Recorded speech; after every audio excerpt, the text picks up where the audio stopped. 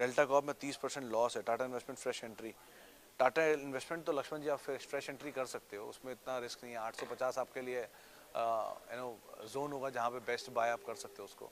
सो थोड़ा थोड़ा एक्यूमुलेशन यहाँ से शुरू हो सकता है उसमें। रही बात डेल्टा कॉर्प में, डेल्टा कॉर्प सर उस जोन में आता है जिस जोन में जी एंटरटेनमेंट आता है, कई सालों से वहीं खड़ा है। वेल्थ क्रिएशन हुई है इसके अंदर, लेकिन the scale of wealth creation जो हो सकती थी वो हुई नहीं है। कुछ कुछ साल में इसमें स्टोरी आती थी इसी की, फिर वहीं फिजल आउट हो जाता है, फिर कुछ कुछ साल में चलता है, फिर फिजल आउट हो जाता है। सो ये वो जी एंटरटेनमेंट वाले स्टॉक हैं जिनको पिछले 17-18 साल से कहीं नहीं गए, वहीं के वहीं खड़े हैं।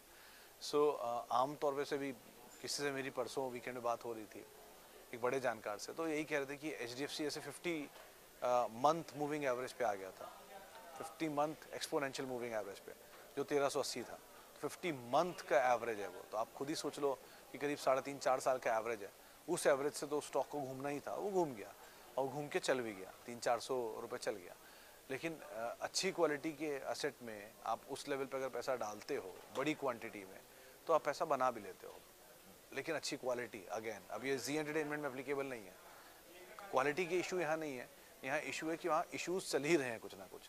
सो इसीलिए जहाँ पे क्लीन सिचुएशन है, सिर्फ नंबर्स अच्छे हैं, क्योंकि HDFC बैंक के केस में नंबर्स हमेशा से अच्छे हैं, भाव नीचे आ गया, दैट्स अ डिफरेंट थिंग।